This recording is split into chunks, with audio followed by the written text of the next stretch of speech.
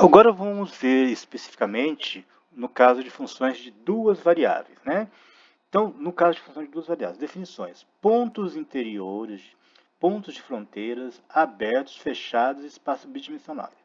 Primeiro, um ponto x0, y0, lembrando que tudo que é 0, 0, quer dizer que é um ponto fixo, né? Então aqui seria 3 e 4, isso que significa x0 e y0, é um ponto específico.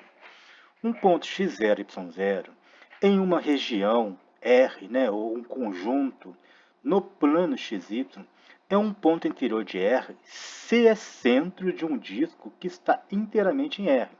Por exemplo, esse ponto x0, y0, ele é um ponto interior. Por quê? A definição é bem intuitiva. Ele é interior porque está dentro do conjunto. Né? Veja bem, se esse ponto estivesse aqui, ele não seria interior. Né? Ele é interior porque ele tem existe um raio R que ao traçar essa circunferência, deixa esse ponto dentro do conjunto. Tá? Então, o ponto interior ele tem que ser centro de um disco, né, que está inteiramente em R. Tem que existir um disco. Por exemplo, se tiver aqui, ó, não vai ter nenhum disco que vai ter inteiramente em R. Então, o conceito de ponto interior ele é bem simples. É um ponto que está dentro do conjunto. Matematicamente, como que a gente mostra isso? A gente mostra que existe, que ele é centro de um disco de um raio maior que zero. Um ponto x0, y0 é um ponto de fronteira de R se todo o disco centrado em x0, y0 contém ao mesmo tempo pontos que estão em R dentro do conjunto, R é o conjunto, e do lado de fora de R. O ponto de fronteira propriamente dito não precisa pertencer a R.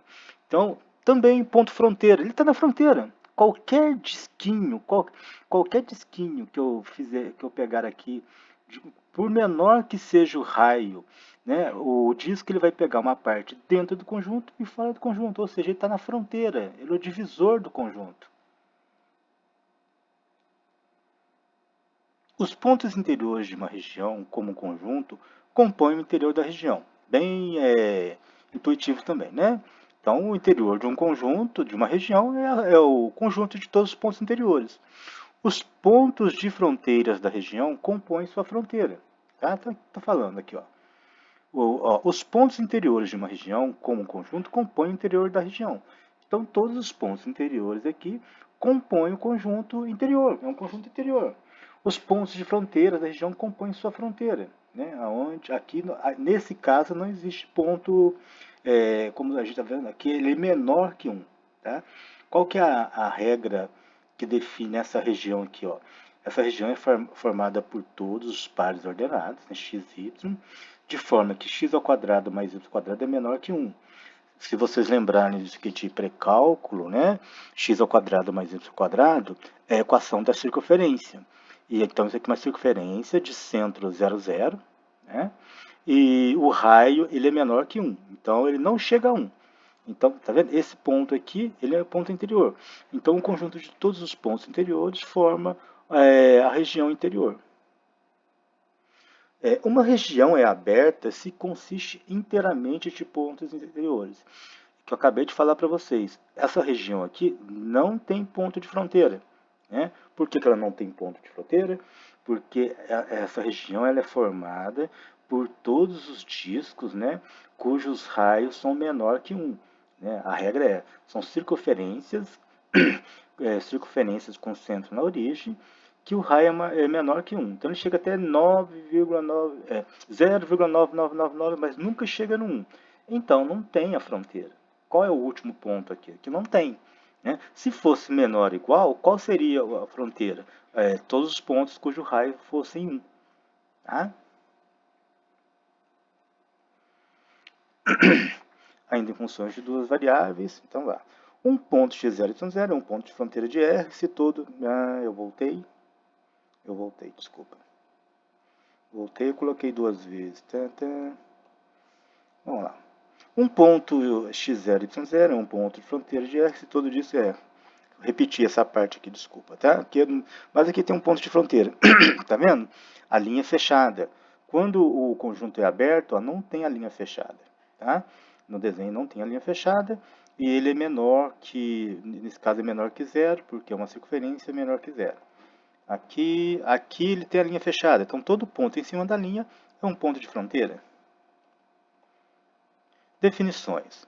Uma região no plano é limitada se está dentro de um disco de raio fixo. Tá? Caso contrário, não é limitada. Exemplos de conjuntos limitados no plano. Um segmento de reta, um pedaço de reta. Então, um pedaço de reta você sabe onde começa, onde termina. Você pode fazer um círculo englobando esse segmento de reta. Triângulos. Um triângulo, você sabe a área dele, então você pode jogar ele no plano, desenhar uma circunferência que engloba todo o triângulo. Retângulos, né, e circunferências, então todas as figuras geométricas definidas elas são limitadas. Né? Exemplo de conjuntos não limitados no plano. As retas. As retas são infinitas, né? Então não tem como você colocar uma circunferência, um disco, né?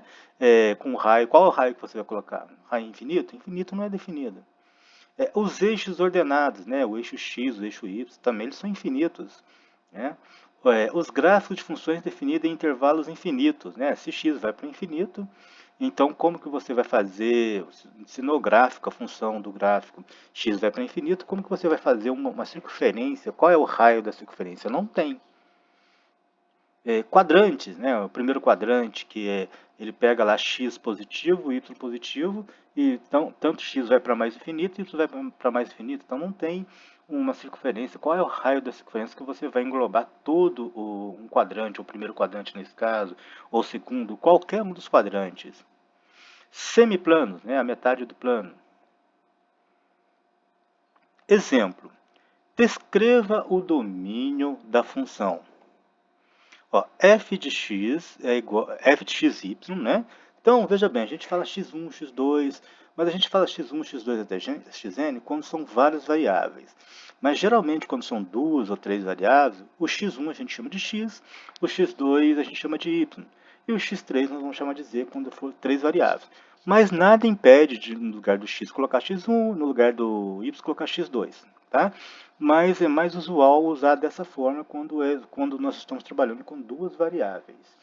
Então, descreva o domínio da função f de xy igual a raiz quadrada de y menos x ao quadrado. Nós até fizemos isso intuitivamente, né? Nós temos que domínio. O que é domínio? Se fosse função f de x, seriam os valores de x. Né? Como é f de xy, então são os valores de x e y. Essa é a única diferença do domínio de uma função de várias variáveis para uma função de uma variável só. Então, quem entende o domínio de uma função de uma variável não vai ter dificuldade nenhuma em entender esse novo conceito. Então, f de xy é igual a raiz quadrada de y menos x ao quadrado. Novamente, quando pergunta o domínio de uma função, quais são as duas perguntinhas básicas que nós temos que fazer? Existe fração na expressão? Não. Não existe fração, não tem problema. Existe raiz de índice par? Ah, sim, existe. Aqui é raiz quadrada, raiz de índice par. Então, o que não pode acontecer numa raiz de índice par? O radicando, né? Quem está aqui, o resultado da expressão aqui, tem que ser positiva, não pode ser negativo, tem que ser maior ou igual a zero. Então, y menos x ao quadrado tem que ser maior ou igual a zero. Então, nós vamos passar aqui como que ficou. Olha, eu vou passar x, menos x ao quadrado vem para cá, mais x ao quadrado. Então, vai ficar y maior ou igual a x ao quadrado. Então, qual é o domínio dessa função? É todo par ordenado tal que y é maior ou igual a x ao quadrado. Então, o domínio de f é dado por domínio da minha função é formada por toda dupla xy, né, pertencente a r ao quadrado. Por que ele pertence a r ao quadrado? Porque é uma função de duas variáveis. Se fosse uma função de três variáveis, ele pertenceria a r ao cubo. E assim sucessivamente, sempre ele vai pertencer a r elevado à quantidade de variáveis que tem a minha função. Então aqui nós temos duas variáveis, então é o par ordenado xy, né? A dupla xy pertencente a R2, tal que y é maior ou igual a x ao quadrado. Por quê? Para que o resultado seja positivo.